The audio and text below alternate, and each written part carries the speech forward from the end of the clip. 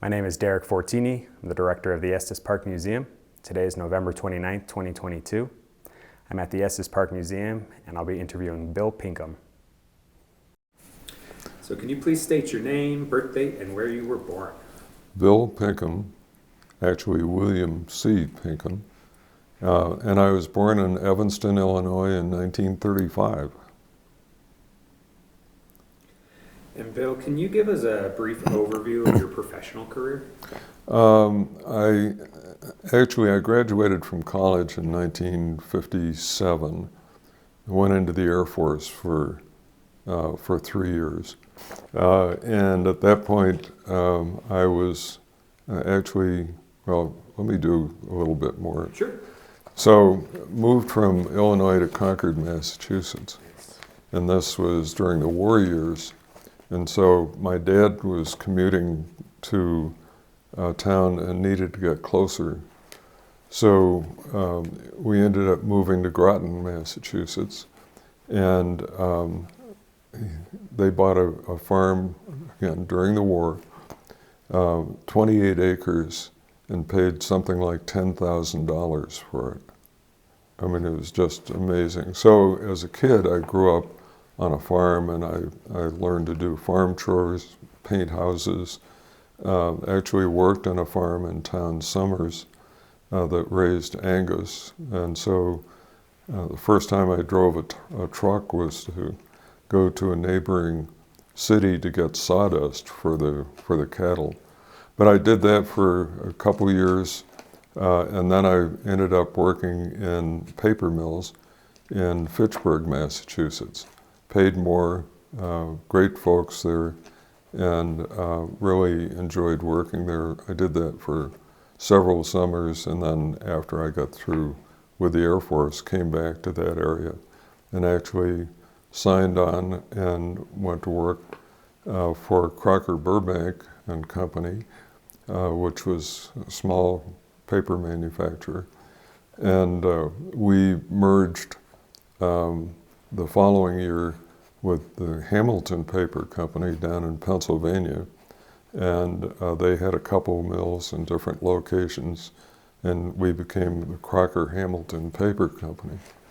That went not very well. Just the two members of the two companies, in terms of the management, had difficulty getting along with each other.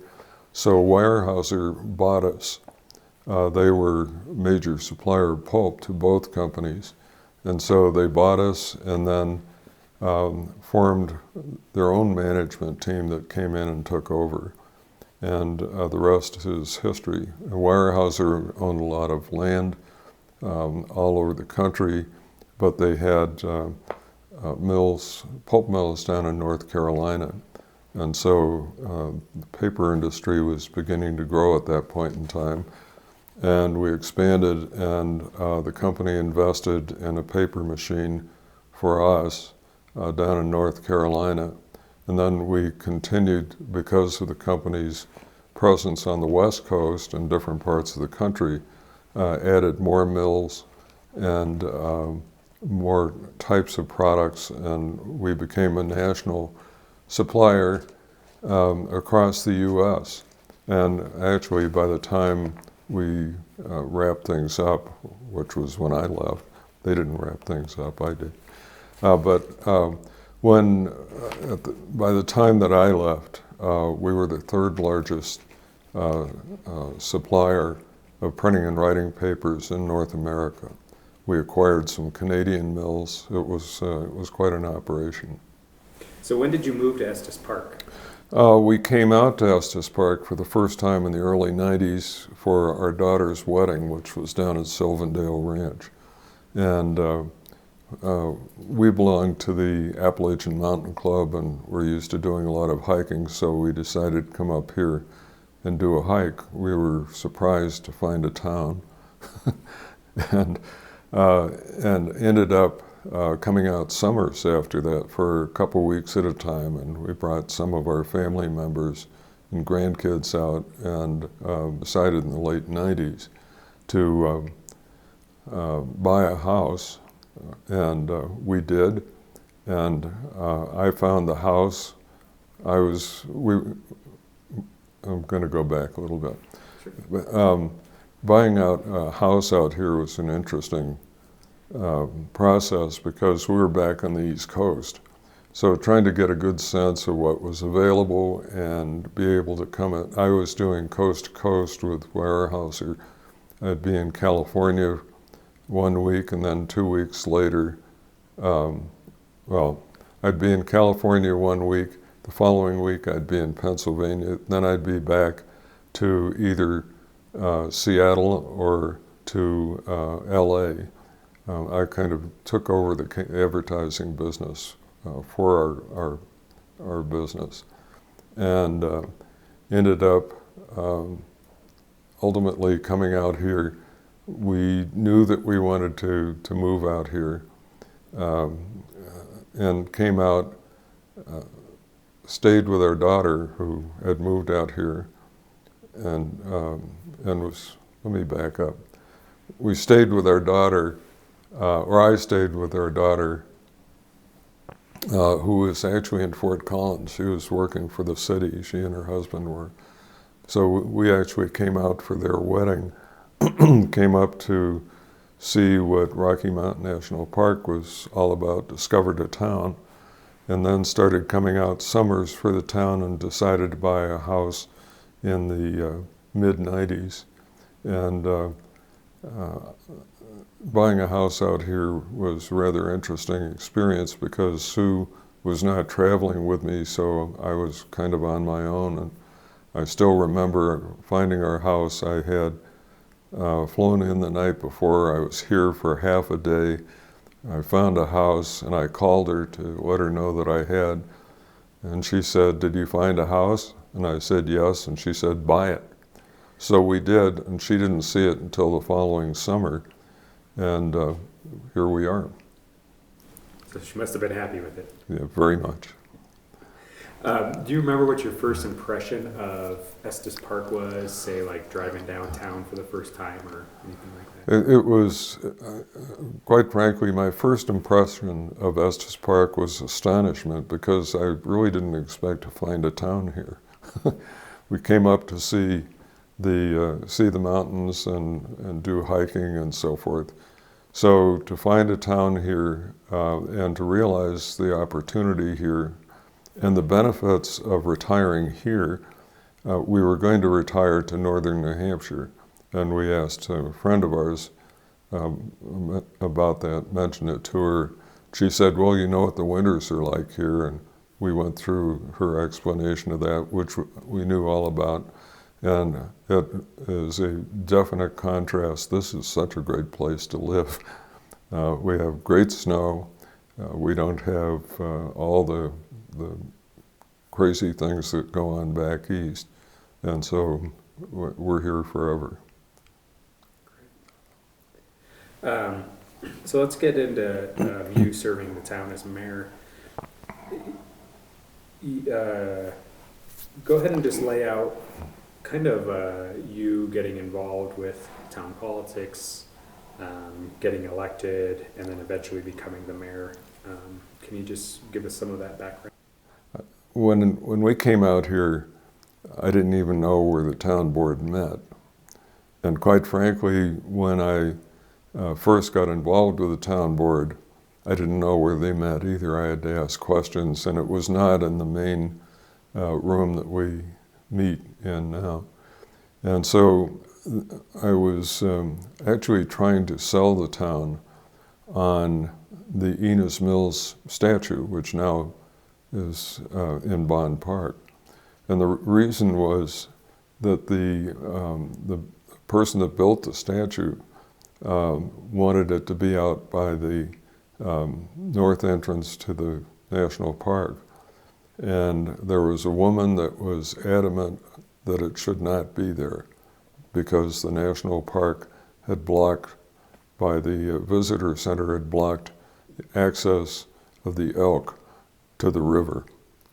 So the net result was I got involved with that and ended up meeting with the town board.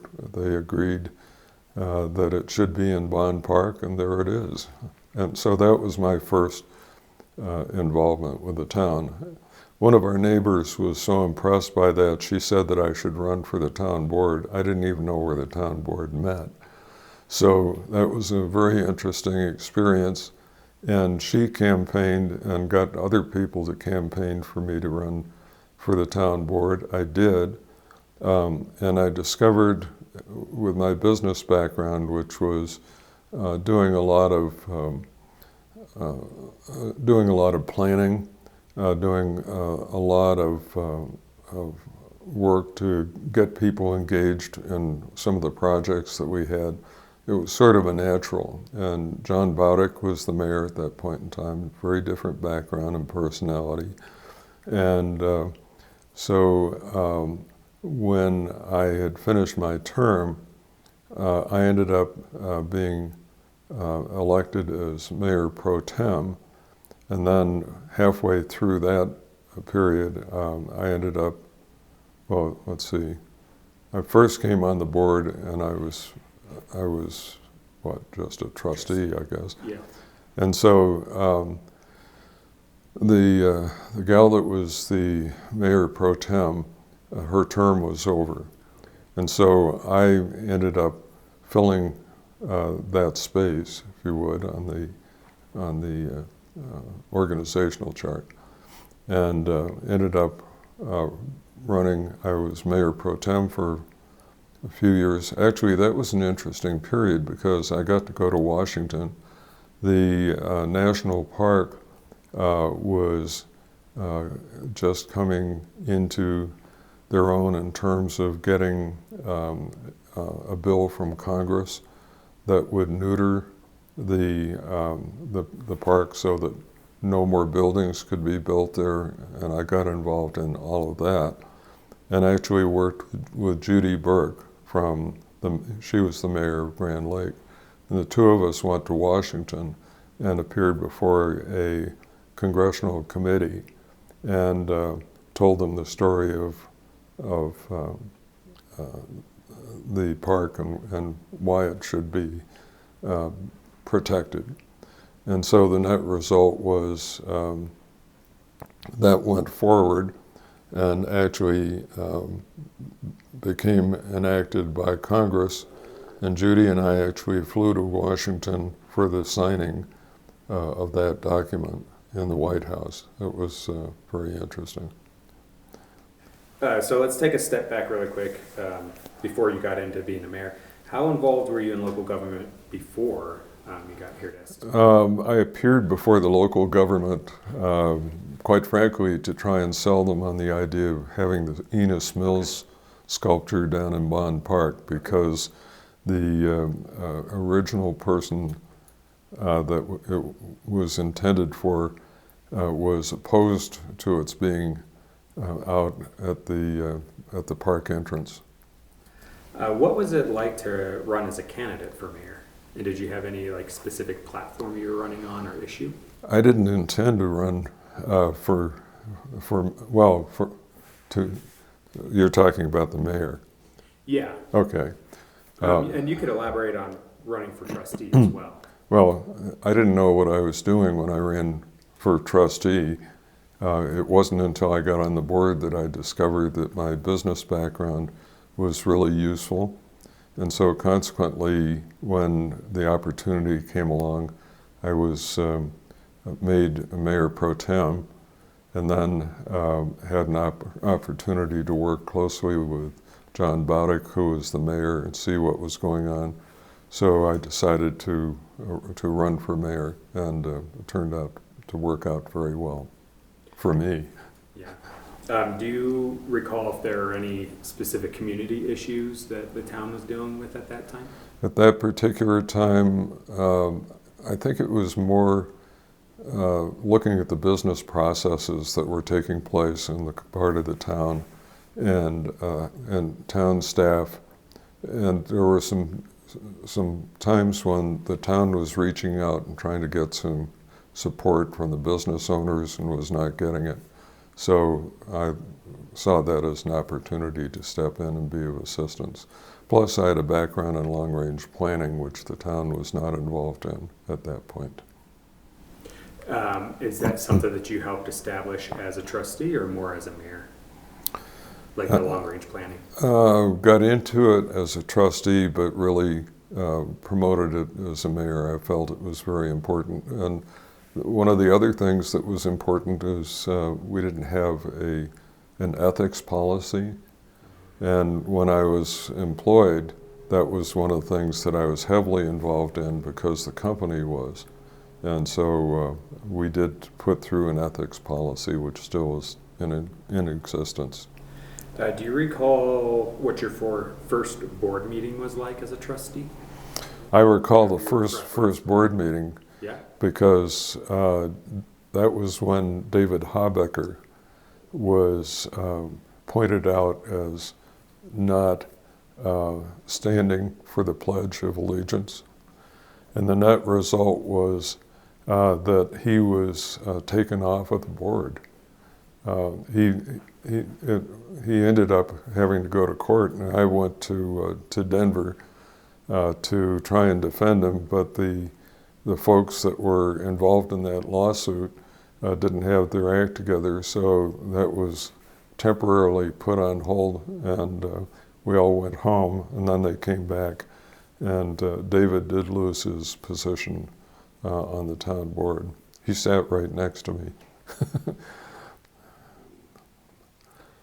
So as a result of that, a neighbor felt that I was a good candidate to be on the town board. And so she started telling people that I was going to run for the town board, and there was a petition. And so that's how I ended up on the town board. Okay. So in serving the town from 2004 to 2016, what do you believe are the largest changes, or are the largest changes you've seen in the community? I think probably more community involvement than there used to be. There have been so many things going on in the town that have attracted the community's attention, like what's going on with the change in the route going out to the national park, widening of the road, all the work that's going into that, that's still going into it at this point in time. What made you want to run for a second term as mayor? When I ran for mayor the first time, I had the opportunity to use some of my business experience and to move ahead on a variety of things. One of the things that did not exist was a code of conduct. Oh yeah. When I first got on the board, there was no formal code of conduct for the board. And one of the things that I had been heavily involved in my business practice was implementation of the code of conduct with all of our employees, which encompassed people in different parts of the country. And it was a high standard that the company, which was Weyerhaeuser, held itself to.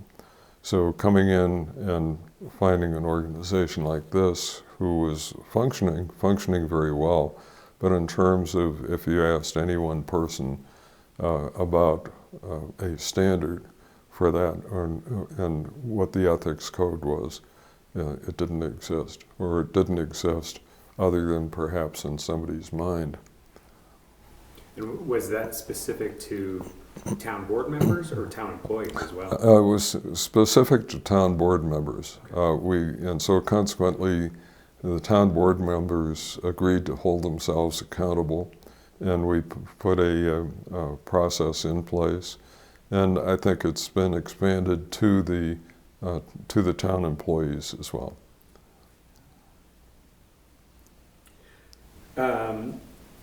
Do you have any specific memorable moments, such as interactions with the public, odd questions, funny occurrences, things like that, as mayor that you'd like to share? When we had the flood, we didn't realize how isolated we were. And so consequently, we'd lost all the roads out of town. And what was amazing was that the public handled that extraordinarily well. We had meetings in town hall every morning after we had had a meeting prior to that to do updates and talk about how things were going. So that went on for several days, and the road really didn't get opened up for another several weeks. And it was a very difficult time for the town.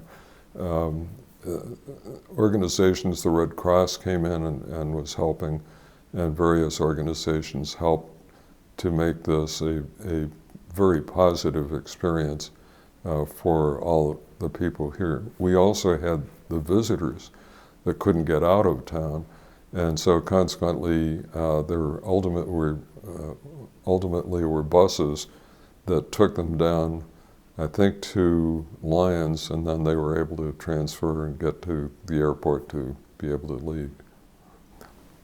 So a couple of other questions that I had about the flood itself.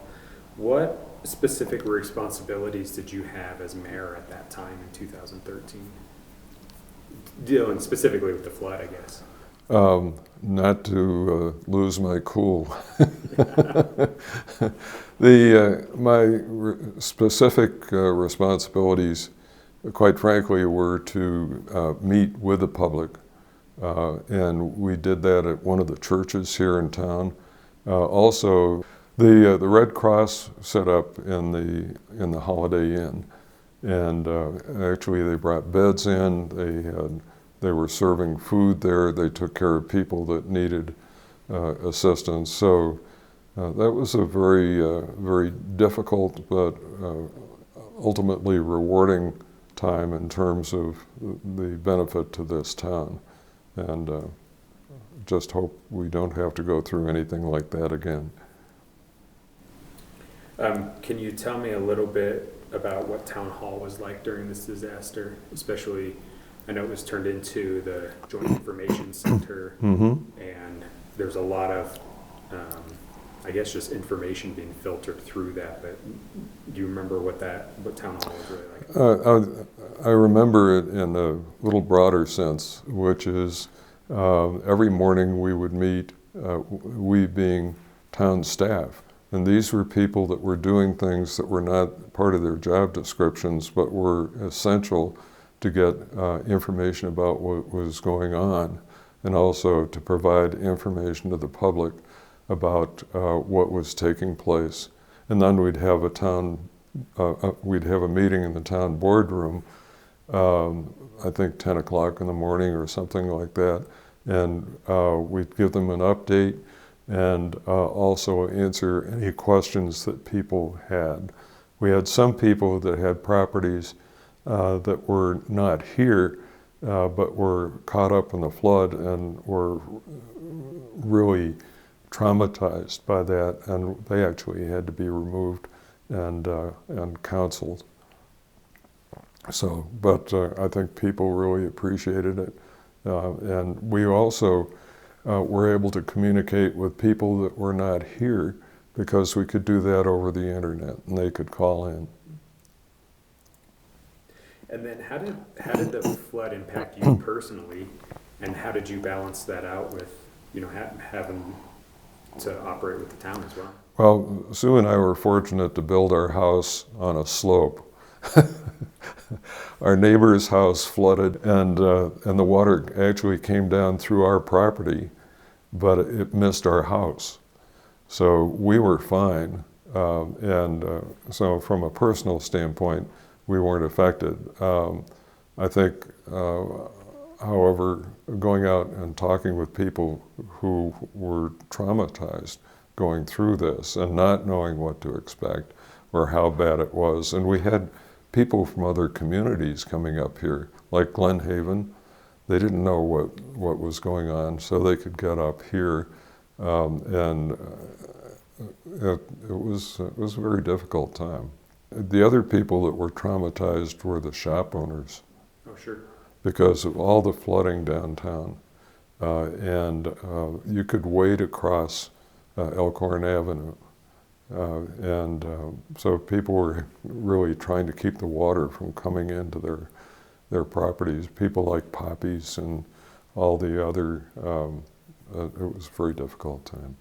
While you were mayor, do you think there was any event or an issue that you saw as a turning point or a big win for the town and the community as a whole? I think one of the things that was a big win was the relationship that we established with Rocky Mountain National Park. And not only with the park, but also with the West Side folks as well. And so consequently, our boards would actually go to each other's towns once a year, and we'd sit down and do a debriefing on what was going on. And it was very interesting and very good time. And that relationship continues to exist. And we meet with Vaughn Baker and Judy Burke and we'll have dinner and get caught up on things. So it's a lasting experience. You can see throughout history those relationships kind of ebb and flow. When you established those relationships, was that something that was really lacking at the time? I think prior to my coming on the board, the relationships were very different, and it was due to the personalities that were involved, both in the national park as well as in the town. Okay. And so consequently, when I came on board, I came again from strategic planning in the business world, which was something the former mayor didn't have that experience. And also, we just hit it off. What do you think was the most controversial topic you had to address as a mayor?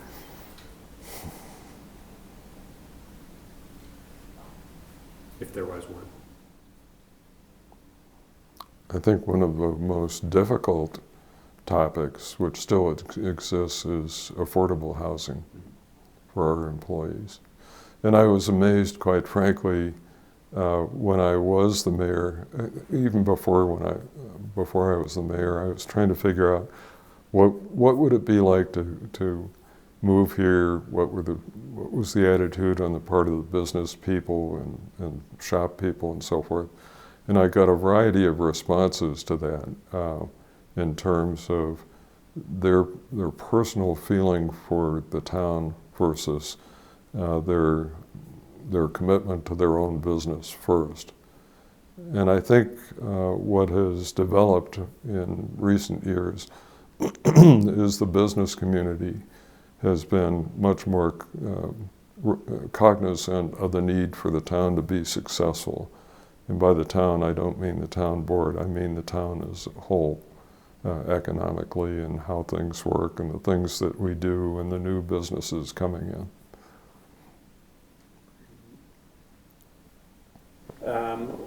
What would you say is the number one thing you're most proud of to accomplish as the mayor?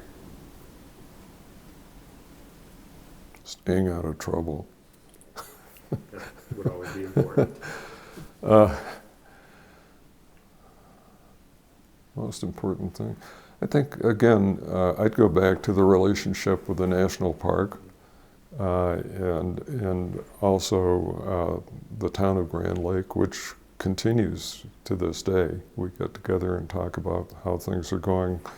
We used to bring our employees over to Grand Lake, and Grand Lake would bring their employees over here in the summer, one-time visit, and there would be lunch there. We talk about the problems that we had, how we jointly shared some of those, and what could we do to do a better job and get along well. And they learned from us, and we learned from them. Are there any things that you did as mayor that you'd want to highlight, even if they might now even be considered kind of minor or anything like that? But there were a couple of things that went on. There was a group that was studying the future of the county and what was going to happen to it. And so consequently, there were meetings that took place and I want to say that they were in Fort Collins, and members of all the county communities. In fact, I think another county was also involved. There were a limited number of people involved. I was involved. The person that was in charge of the library at that time was involved, and there was one other individual. And so we were going down, and the meetings were incredibly well structured in terms of the visuals that were provided to get us up to speed. And it was looking at various places that had had to deal with difficulty with their economies and growth and the rest. And we ended up with coming in for the last session that we had. It went over several weeks, and we'd come in pretty much for a morning, and we'd have an introduction to that day, the things that we were going to be looking at, what the expected accomplishments were. And at the end of the day, we'd all get, I'll say, a certain number of chits or tickets to put down on the things that were important to us and where they were. And so we talked about growth, for instance, should take place going east from the, okay, so I-25. So so we had a map that we were looking at, and we had a lot of visuals that we had over the several weeks period of time. And so people could put their chits down where they felt growth should take place and what should be going on. The chits were different colors for different types of things. And so it was felt that the growth needed to move east, and consequently on the other side of I-25, which is now beginning to take place. The one thing that people said, and they could put their chits on the map, is they said Estes Park should not change. That was universal, that Estes Park was unique, and we needed to keep it that way. So that's a good thing to remember as we start talking about growth and how to manage growth and housing and all the things that go along with that. I know in serving the town board, you worked with a number of other people. Who were some of your memorable town employees, town board members, or even community members that you were able to work with while you were serving the town? We've been very fortunate, and we're fortunate now to have some really excellent town employees looking after the day-to-day operation of the town and the future of the town. And so I'm impressed. If you could give some advice to a mayor or a future mayor, what would it be? I think my future advice to a mayor would be to make sure that you really understand the big picture. It's very easy to run for an office, and then you get the office and discover it's a little bit more than perhaps you expected. And so getting into the guts of how does this town operate, the support mechanisms that we have, our interaction with other agencies, Platte River Power Authority being one of them. We're very dependent on them, and they've done an outstanding job for us. And one of the great experiences that I had was to be on the Platte River Power Authority board for 8 years and to work through some of the things that were going on at that time. And they had some management changes, brought new people in, and the new people turned out to be outstanding.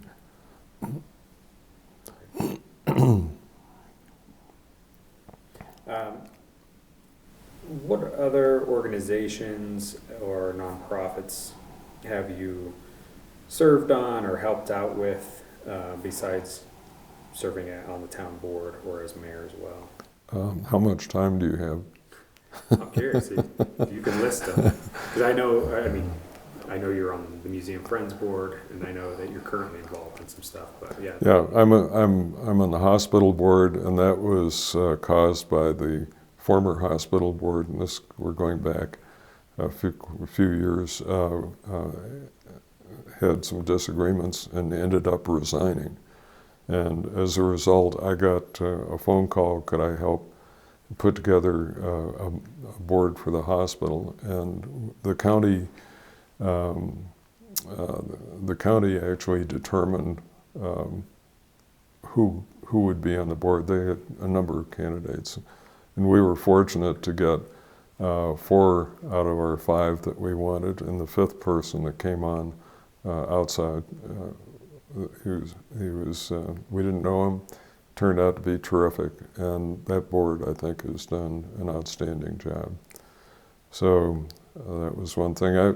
When I was on the town board, I also was connected to the housing authority and making decisions on what was going to happen there. And so a few years ago, I got the opportunity to rejoin the housing authority board, and they're doing great things for this town as well. Very fortunate to have the people that we do that are making these good things happen.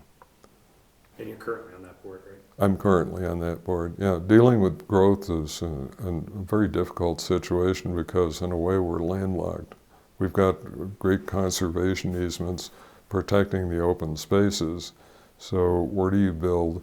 Where do you build in such a way that low-income people can commute and get to and from where they're living? And it's grown and doing well. Yeah, and speaking about that, since you've been here, you were saying in the mid-late 90s, do you recall kind of the changes you've seen in buildings or any major developments that you could specifically point out? Or areas that have been developed? Yeah, there's been a lot of new construction. Well, look at the visitor center for the town. That was a big deal, still is. Mm-hmm. The developments that have taken place up in the Safeway area as well, new buildings that have gone in up there, that's been a big change. Well, of course, the fire with the theater. I was here that morning, which was scary. The wind came up. We could have lost the whole town. It was that difficult. But we had a group of people that really knew what they were doing, managed to stop it where it was. And now that's an opportunity. Of course, the property is currently for sale, but it's an opportunity waiting for to happen. And there's a lot of growth that's taking place, sort of moving out of the center of town, and you can see that as you come out west, some of the development that's taking place and the new businesses that are starting up. So that's good to see. It's also tough to see if they're your new neighbor, but so yeah, I think the town should be proud. Are there other individuals you'd like to mention specifically for this interview? One individual who I think has done a really terrific job for this town is Wendy Koenig, our current mayor. An amazing background. She was mayor pro tem when I was on the board, but she's a big picture person and has dealt well with all the issues that this town is facing. The other person that I'm very proud of is my wife, who's had to live through all this stuff, and it's amazing. We're still both managing to keep busy. She's working for the park, volunteering, and I'm doing what I can. She gets paid, I don't. But I'm very fortunate to have had. It's our second marriage, and it's been going on since 1980s. So, Bill, I know that you are and have been involved in a lot of community organizations, and I know that you brought a list of those. Do you mind just reading them to us so we can? Sure, I'd be glad to do that. was involved with the evolution of the CVB and construction of the current visitor center, support for the goals of the Estes Park Housing Authority, creation of the Estes Valley Fire Protection District, and made that much stronger than it had been. Formation of the local marketing district. We got a conservation easement for lots 5, 6, and 8 of the Stanley Historic District. So that'll be the way that it is in perpetuity. The Bond Park Master Plan, establishment of policy governments for the way that we go about running our government here in town. Development of the Stanley Park Master Plan and construction of the Events Center complex, which has turned out to be a wonderful advantage for the town. Construction of the Visitor Center parking structure, which again, that was a great addition and gets great use when events are taking place. And then adoption of the international building codes for 2003, 2009, 2015. And specifically, just as a follow-up question, for the Bond Park Master Plan, do you recall the steps of how you guys, or how you all established that? And actually, not just came up with the plan, but got some of the work started and done on it as well. Well, that goes back a ways. Yeah. So the answer to that is, I think we all agreed that was a wonderful resource for the town in terms of events and should not be developed. And if you go back into its history, at one point it was developed. There were buildings in that area. So we determined that it should stay there as a place for public gatherings and events, it's turned out to be wonderful. And then I also remember at a time with the Stanley Park Master Plan and looking at the fairgrounds in that area, the entire idea of the event center, it had some stumbling blocks until we have what we have today. You care to elaborate on that a little more? Well, some of the stumbling blocks were, where are we going to get the funds to make improvements there? One of the improvements that needed to be made and actually stepped up to be the first thing that we did was improve the grandstands and the whole arena, because that's so important to the town. And then next came the event center, and nobody was sure what that thing was going to look like until it was actually finished. And we walked in, and it's turned out again to be a wonderful asset for the town for different events taking place. What changes have you seen, or did you see while you were mayor, in the way that the Estes Park community members interact with the town government? I think the community members feel very comfortable coming into town hall, coming to town board meetings, interacting with the board, and likewise, I think the boards have done a very good job of reaching out to the public to engage them. It's interesting because a lot of, well, very often people don't pay any attention to the town board until somebody comes out and starts digging up the street in front of their house. When that happens, they come down to town hall to try and find out what's going on. And other than that, things are going well enough so that they don't feel particular need. And then you were able to read off some of your accomplishments as mayor, but I know you have a list of, I guess it'd be community organizations that you've served on as well. Read those off to us so we can capture those. I've served on the boards of the Estes Valley Land Trust, Larimer County Open Lands, the Colorado Independent Ethics Commission, the Estes Park Housing Authority, Estes Park Hospital Board, the Arts Center of Estes Park, and I was chairman of the Community Development Committee. Also got involved with the effort to work with people in Central America and Sister Cities. the Sister Cities Association. Thank you for the opportunity to do this. The Estes is important to us, and we're just really pleased with what we see going on in this community. Thank you for your time. Thank you.